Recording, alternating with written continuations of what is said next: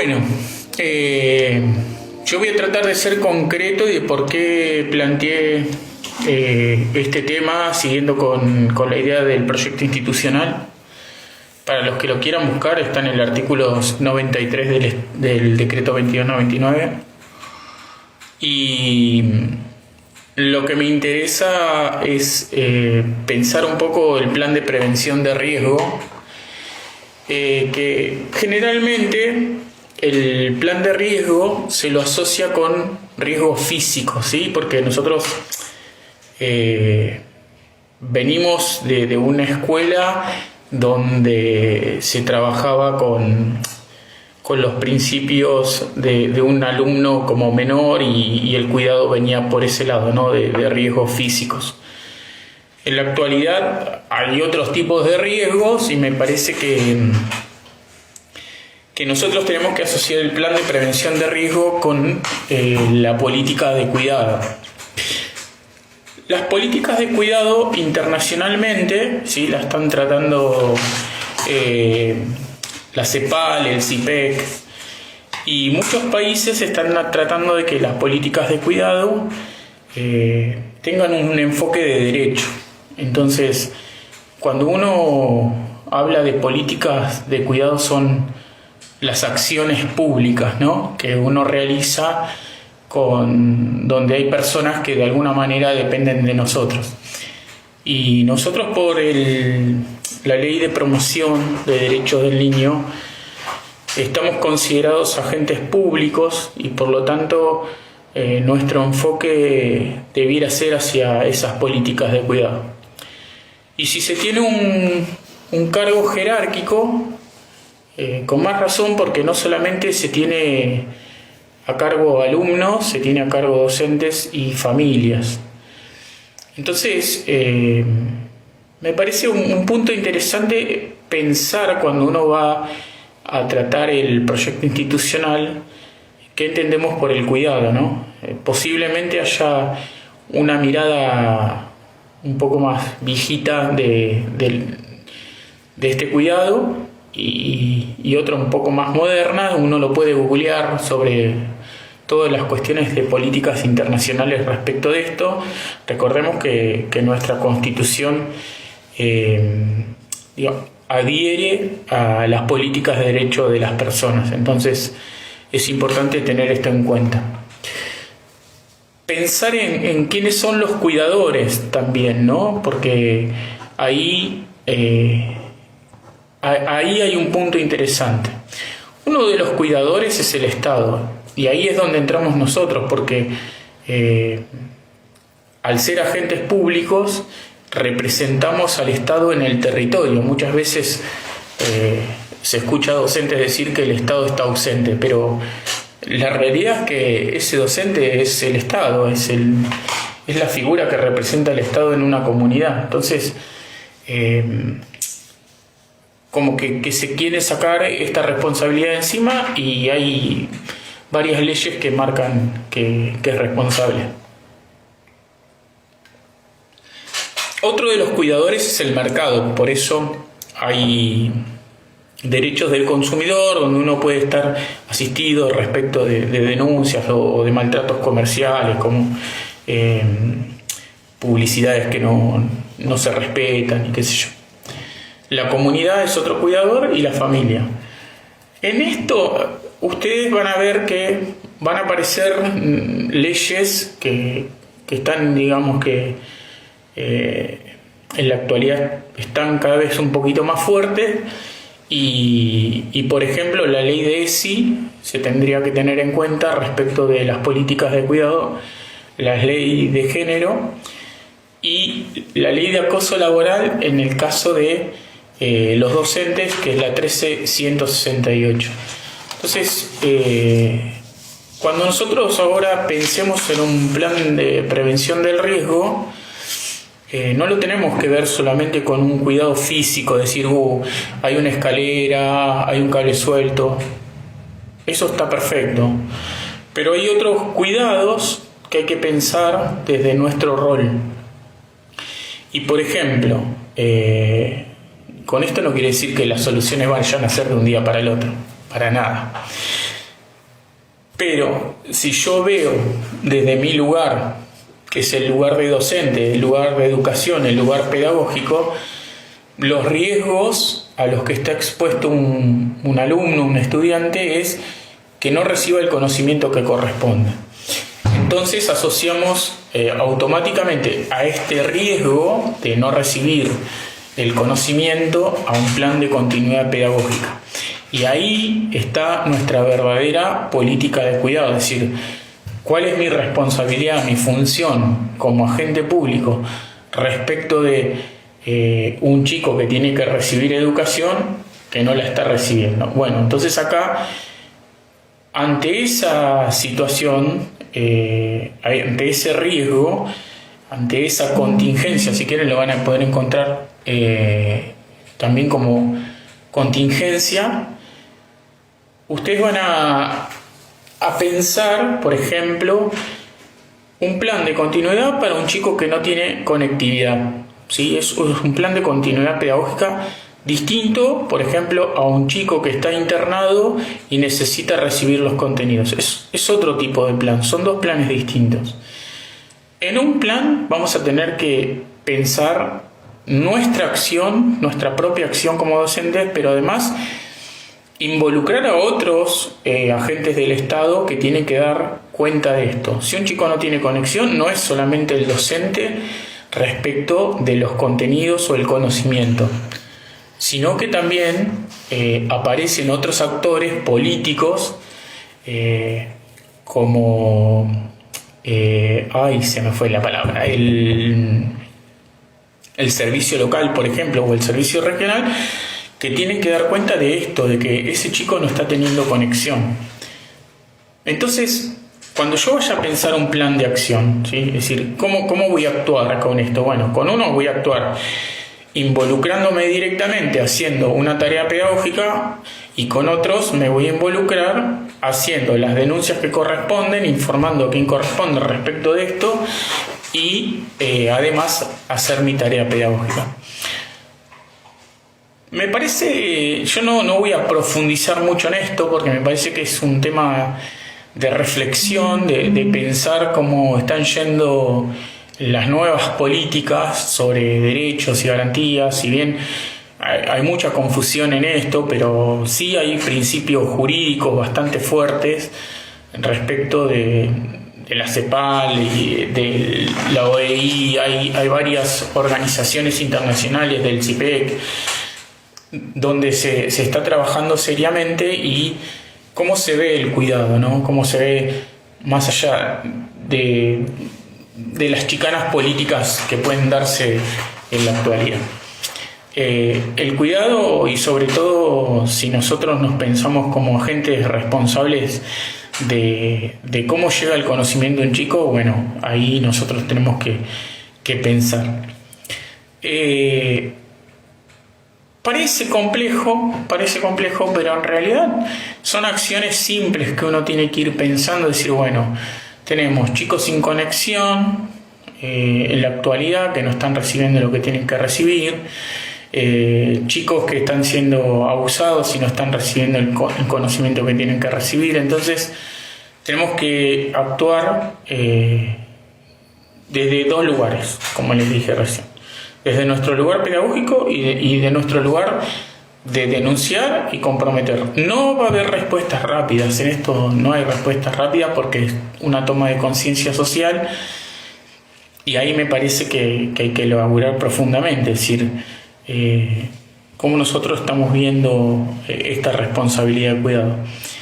Y eso, me pareció un tema que es muy complejo para pensar, no asociar siempre el riesgo con una cuestión física y nada más, sino que hay cuestiones que tienen que ver con una cuestión emocional, con cuestiones de una mirada más integral de la persona, ¿no?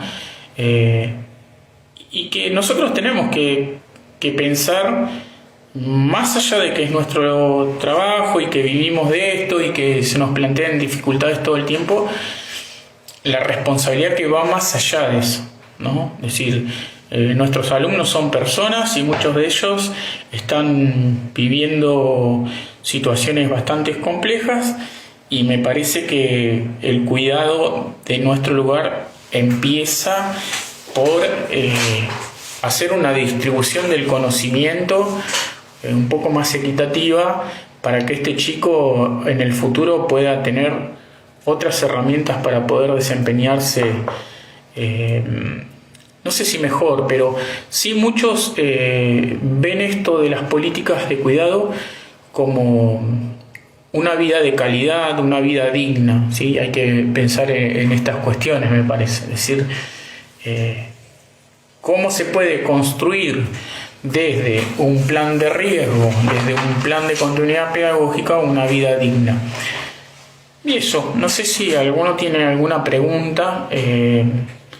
La verdad que es, si uno quiere construir un proyecto institucional, el plan de continuidad pedagógica me parece como la base de todo el proyecto, porque todos en algún momento, todos los alumnos, es más, yo haría una ampliación de este plan de continuidad pedagógica, es decir, si yo lo miro desde la trayectoria del chico, bueno, esta continuidad pedagógica necesita docentes preparados. Y hay docentes que en algún momento se truncó su trayectoria docente, vaya a saber por qué, hay miles de razones para que esto suceda, y no siguió capacitándose, no siguió formándose. Y me parece que ahí también hay que trabajar una continuidad pedagógica desde el inspector, desde el director, para que vayan sosteniendo la actualización docente, ¿no? Y entender estas políticas de cuidado, porque va más allá de solo dar una clase, ¿sí? Va mucho más allá. Ya vimos con esta pandemia cómo hay situaciones a las que no estábamos preparados ni las pensábamos y surgieron, y bueno, hubo que ponerle el pecho. La mayoría lo ha hecho, se ha enfrentado a la situación con mucha más dignidad, diría yo, que los políticos, ¿no?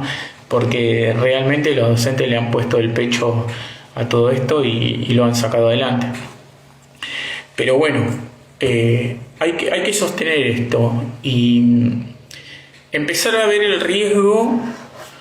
Yo digo, para ahí algunos me dicen que es exagerado, lo planteo y se lo digo a mucha gente que charla conmigo, se está preparando, que por ejemplo un chico ausente corre riesgo de vida, y algunos me dicen es exagerado. No, yo creo que no es exagerado, porque ese chico que no está recibiendo los conocimientos en el momento que corresponde, cuando tenga que encarar su vida futura, su vida adulta, va a tener deficiencias y le va a costar enfrentar su vida, ¿sí? Le va a costar conseguir un laburo, le va a costar formarse continuamente, capacitarse todo el tiempo, y le va a costar insertarse. Entonces, cuando uno empieza a ver el riesgo y qué le insume este riesgo en la calidad de vida de las personas, en su dignidad, bueno, ya uno se va dando cuenta de que nuestra acción tiene que ser un poco más pensada, un poco más profunda. No creo que requiera mucho esfuerzo, porque la verdad solamente es poder hablar todos de lo mismo, ¿no? Es decir, ¿qué estamos hablando cuando hablamos de cuidar a alguien? En el sentido amplio del cuidado. Y ponernos de acuerdo en eso. Entonces, cuando yo empiece a ver el riesgo de la institución en la que estoy, bueno, no solamente mire el enchufe y denuncie esa situación, sino que además mire otras cuestiones que son, no digo más o menos importantes, pero que son un riesgo para la vida digna del pibe. Entonces esto. Bueno, no sé si tienen alguna pregunta. no importa si es de algún otro tema del proyecto institucional, pero bueno, esto no es, a ver, yo podría decir hay que hacer esto de una manera o de otra. No existe, yo no creo que haya una receta sobre esto, pero sí mirar un poco con una mirada más amplia el tema de la prevención del riesgo. El proyecto institucional siempre mira a futuro, hay que mirar estos 15 años que un pibe está dentro del sistema escolar y pensar qué riesgo está corriendo en las distintas etapas de su vida dentro del sistema y qué estamos haciendo faltar nosotros como docentes, ¿no? Y que un plan de continuidad pedagógica está asociada directamente con ese riesgo. Yo detecto un riesgo X y ese riesgo va a necesitar un plan de continuidad pedagógica X. No es el mismo plan de continuidad pedagógica para todos los chicos porque obviamente acá vamos a ver diversidad de maduración de los chicos, pero también además vamos a ver diversidad en cuanto a las cuestiones del riesgo que está sufriendo ese chico en particular. Entonces, esto. Y profundizar un análisis, un estudio de lo que son las políticas de cuidado. Meterse un poco en el tema y profundizarlo. Profundizarlo uno y luego profundizarlo con los compañeros, con los docentes que uno tenga a cargo, para poder entender cuál es la lógica del proyecto institucional.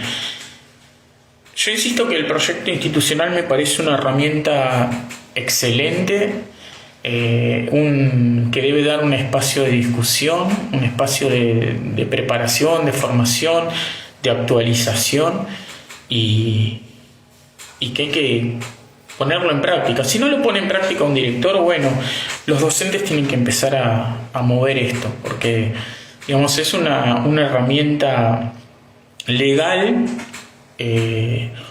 yo diría que hasta jurídica en ciertos puntos, porque el decreto 2299 y el proyecto institucional resuelven situaciones que muchas veces hay vacíos legales para eso, pero cuando alguien toma en serio su laburo y toma en cuenta de que lo que está haciendo como docente es un documento técnico, es un documento donde queda sentada la trayectoria de un chico y una mirada pedagógica que da respuestas a ciertas situaciones, y esto se tiene en cuenta, me parece de un gran valor, sobre todo para revalorizar nuestra tarea. Bueno, ahora sí, no sé si hay alguna pregunta. Miren, en 20 minutos, yo pensé que iba a tardar más con esto, pero es muy concreto, es para que se sienten, lo investiguen, le den una centralidad al plan de continuidad. Es muy importante, más allá de las presiones que hay con esto, y como que hay una presión para que se presente y sea un trámite administrativo y nada más. A mí me parece que es un documento de reflexión importante, por lo que les dije, ¿no? Envío una solicitud, no. Bueno, no sé si tienen alguna pregunta. Si no, es para que piensen. Si alguno quiere y me pregunta, yo después le puedo pasar algunos sitios web. No lo paso por acá porque tengo que escribirlo y es complicado. Les puedo pasar algunos sitios web para que vayan viendo. Hay mucho trabajo, estaba mirando que hay mucho trabajo sobre esto en México, sobre estas cuestiones de las políticas de cuidado. Francia tiene bastantes cosas interesantes y lo repito, es desde nuestro lugar generar una vida digna, ¿no? para el otro del cual tenemos una responsabilidad.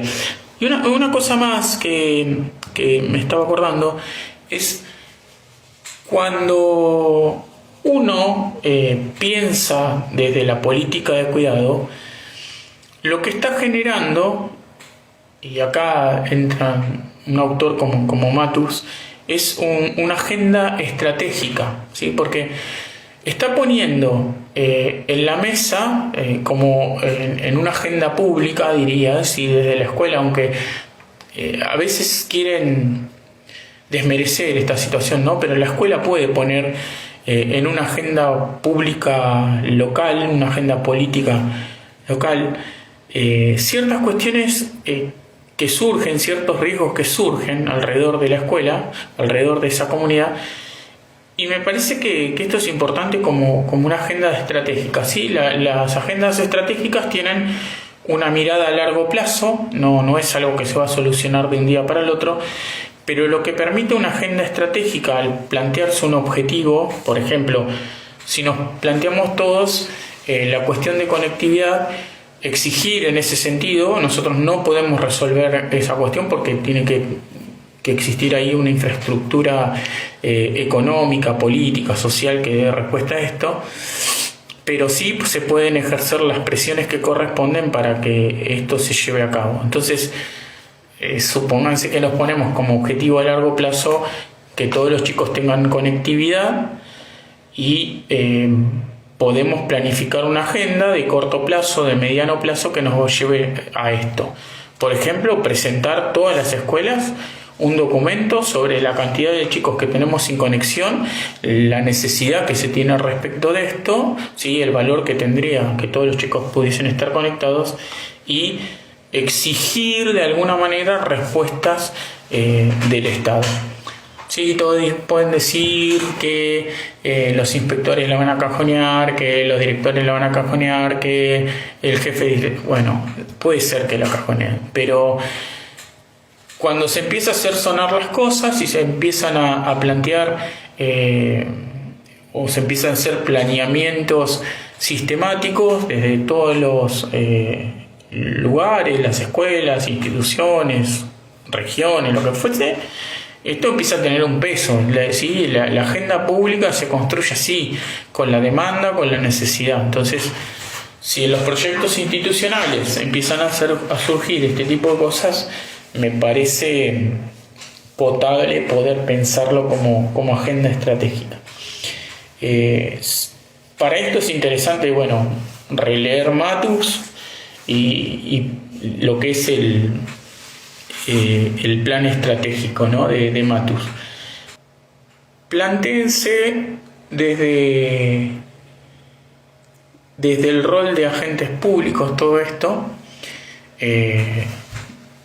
Les agrego una cosita más para pensar. Y esto es una cuestión que yo me diseñé para mí en los tiempos que fui surcando la docencia.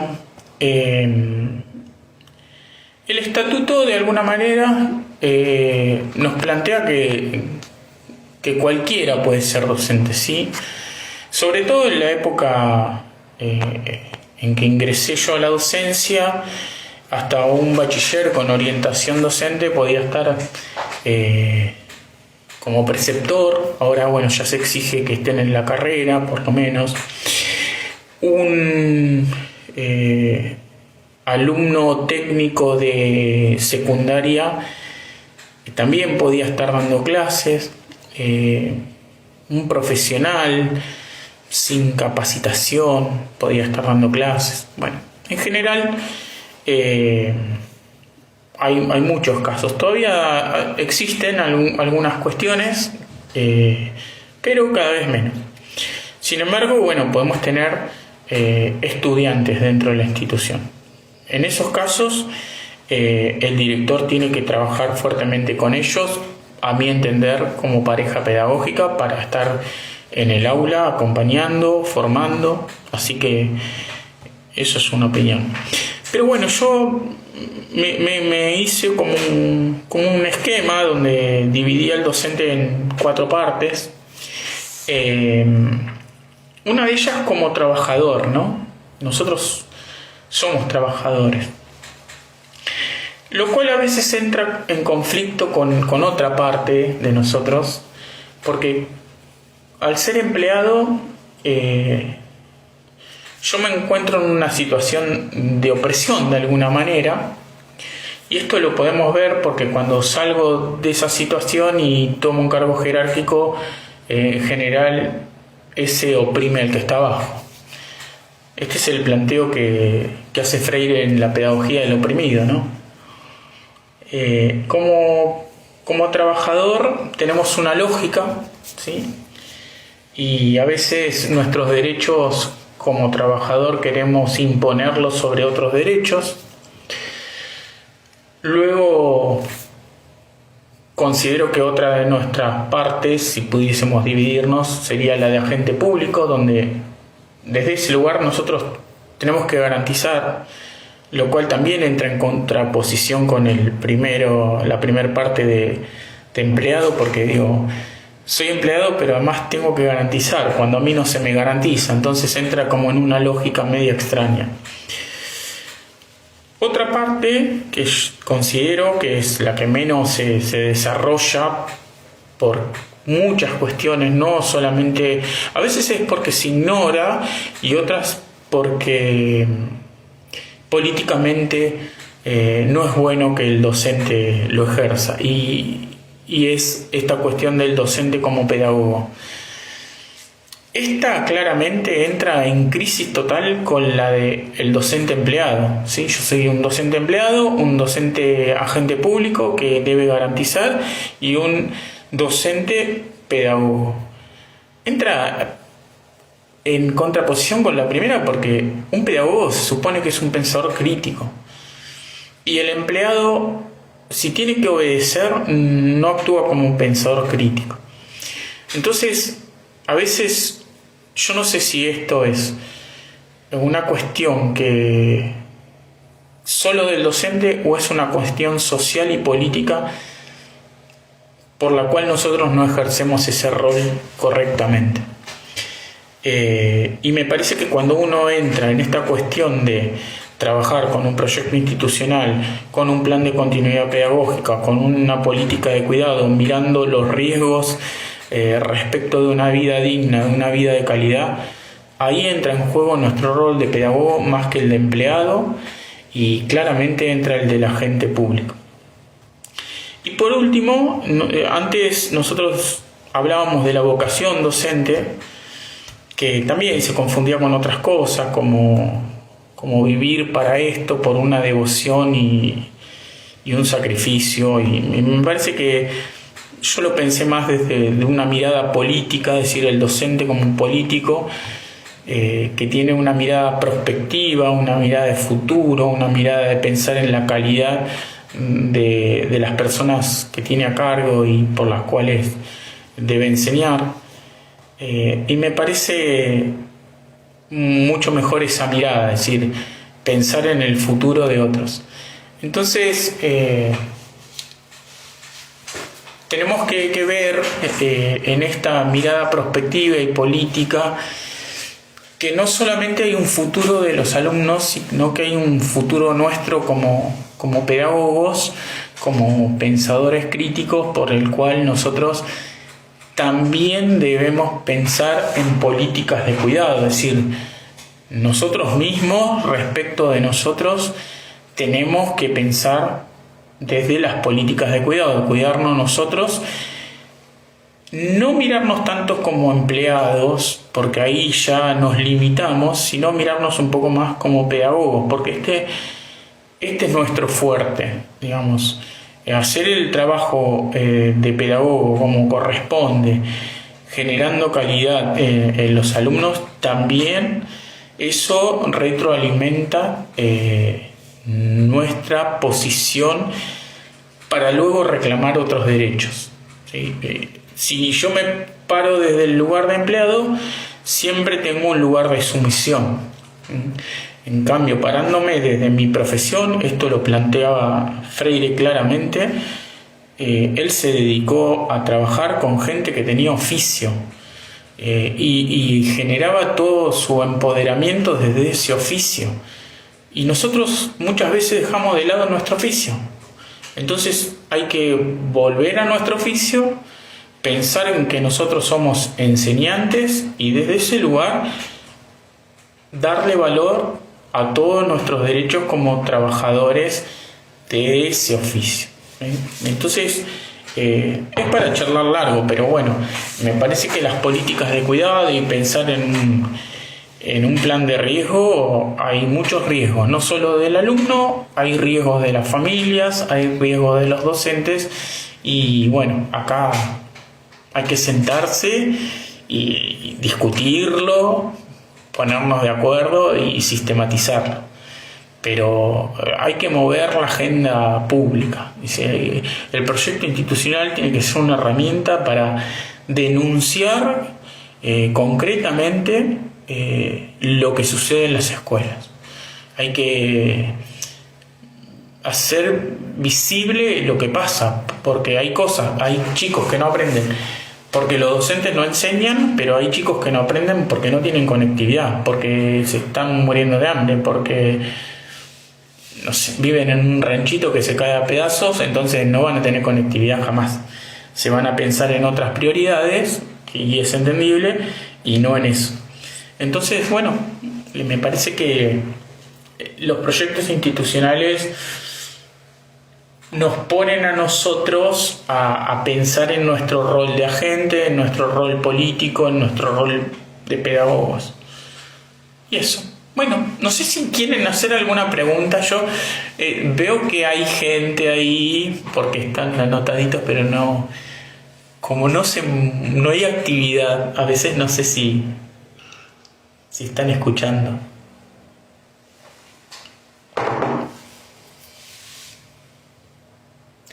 Bueno, si no, me voy a despedir de este domingo. Hacía un par de domingos que no me conectaba, perdón, pero bueno, estaba en otras cosas. Si alguno quiere, pregúnteme algo específico del proyecto institucional, no hay problema, me manda un mensajito y atentamente me dice, y yo lo planteo, lo busco, doy mi opinión de eso.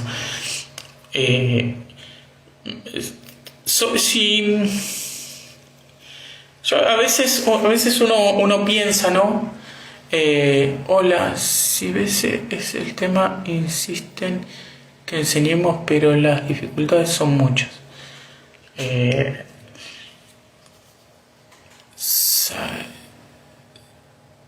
Es el tema, insisten que enseñemos. A ver,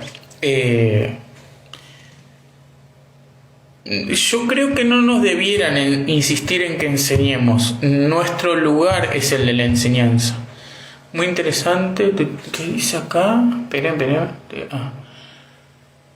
Se pone la lucha al hombro.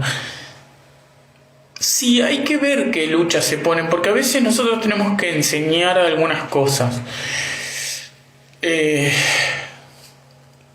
Sí, les envío la de política de cuidado. No hay problema. El tema es, nosotros a veces nos comemos un discurso de la lucha y realmente a veces no está representando ninguna lucha concreta y real, sino que responde como una propaganda política. Me parece que eso, si yo voy a tratar el proyecto institucional, se puede llegar a poner en discusión. Es decir,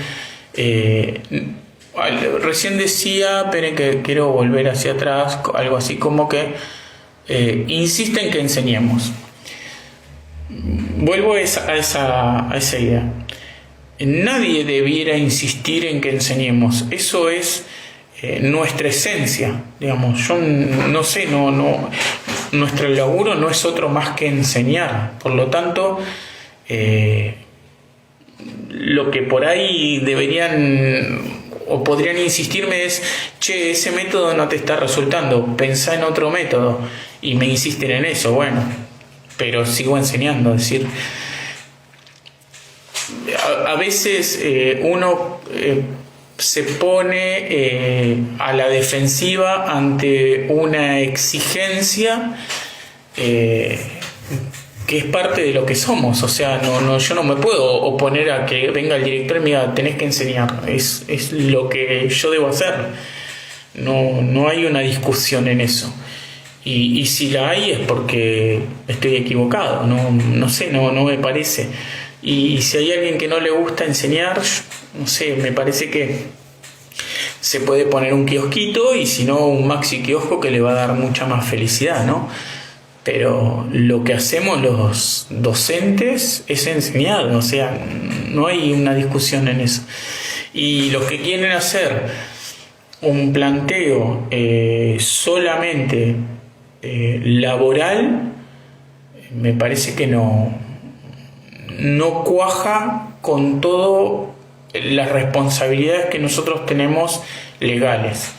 A ver, el reclamo laboral hay que hacerlo, yo no digo que no hay que hacerlo, pero me parece que también hay que hacer toda una lucha interna respecto de los sindicatos que se supone que nos defienden o nos representan, porque no lo están haciendo. Entonces hay toda una lucha que no se debe hacer en la institución. La institución no me parece que sea el lugar, me parece que la institución es el lugar donde nosotros podemos revalorizar, potenciar nuestras capacidades y habilidades como enseñantes y a partir de eso generar los reclamos. Soy un profesional que hace el laburo como corresponde, bueno, páguenme como corresponde.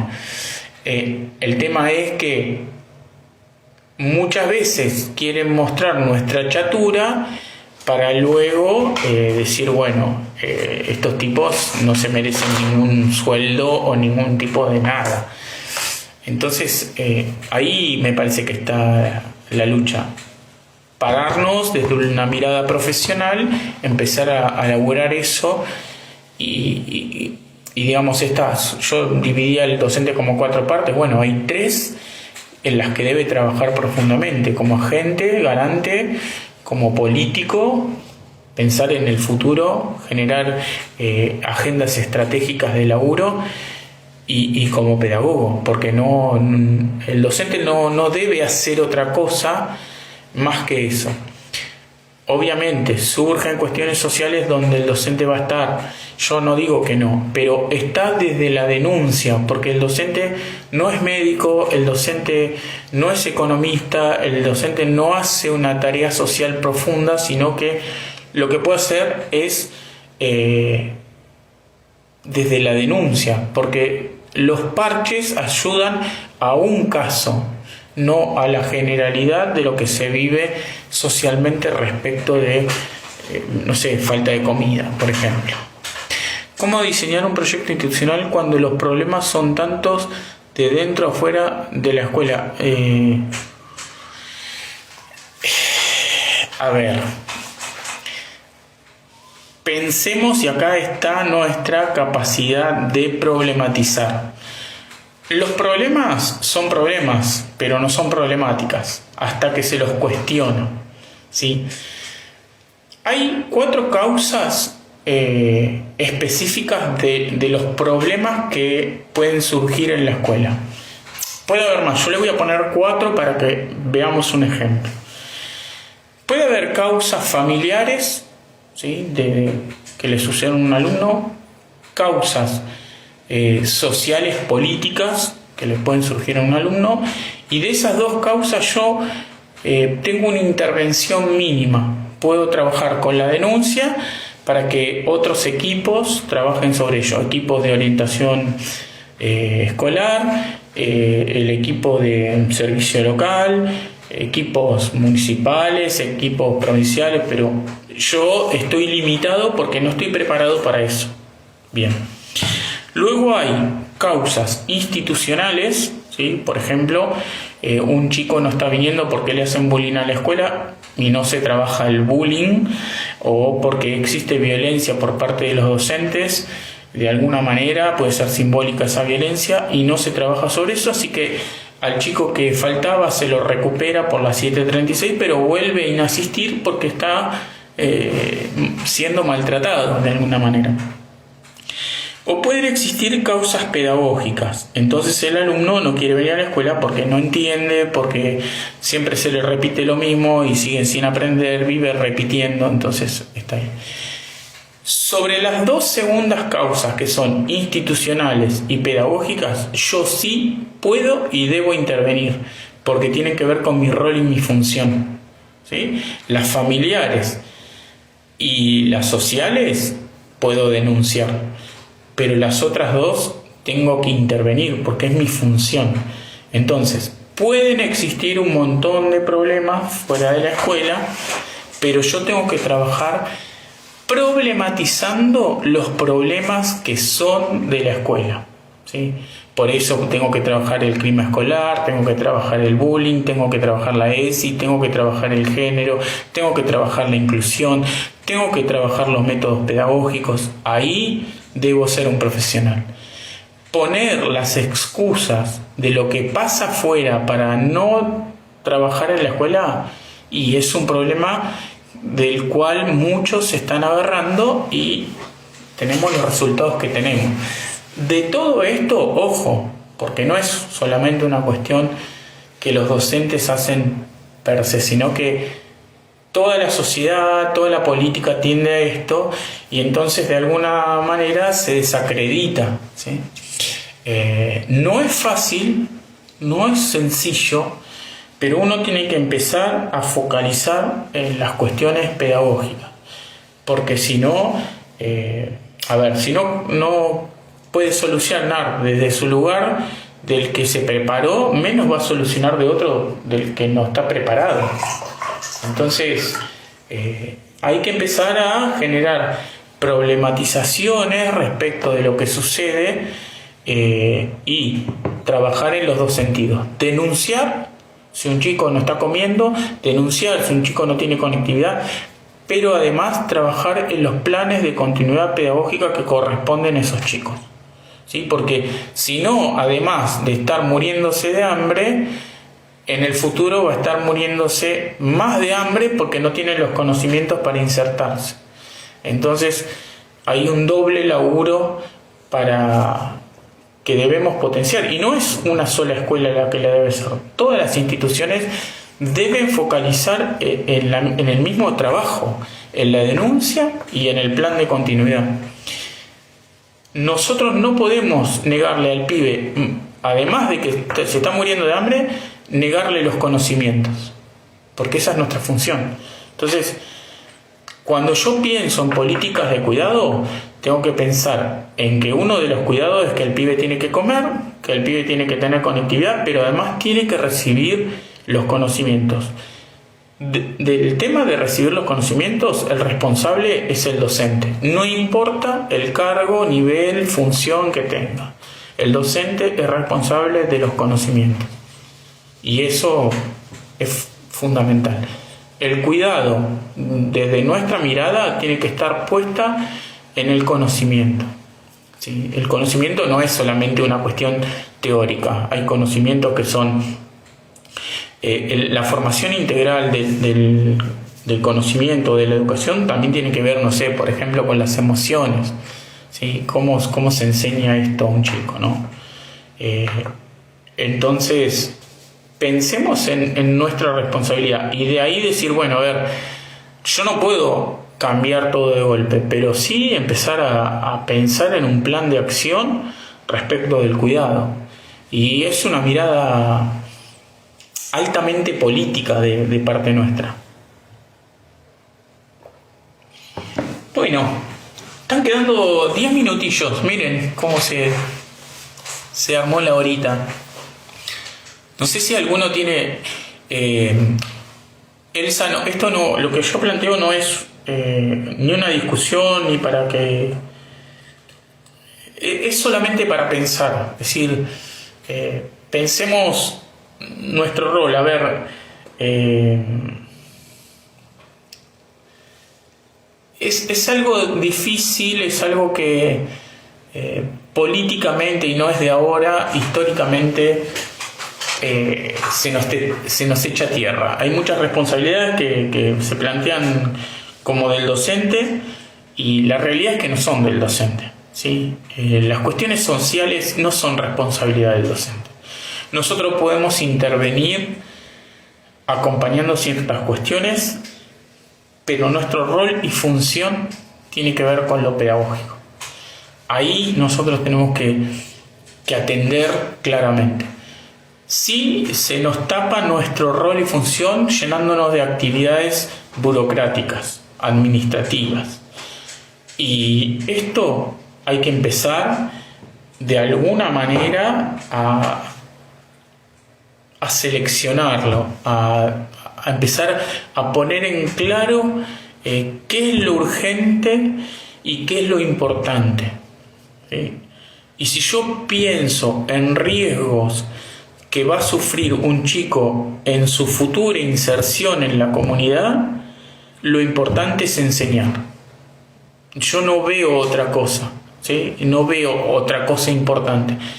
Tendré que discutir con un director, tendré que discutir con un inspector, tendré que discutir, no sé, pero en algún momento nosotros tenemos que focalizar esto y empezar a ver nosotros la importancia de nuestro rol, porque no la estamos viendo nosotros y dejamos que otros de afuera decidan qué cosas tenemos que hacer o no hacer. Y nosotros tenemos una función que es altamente importante.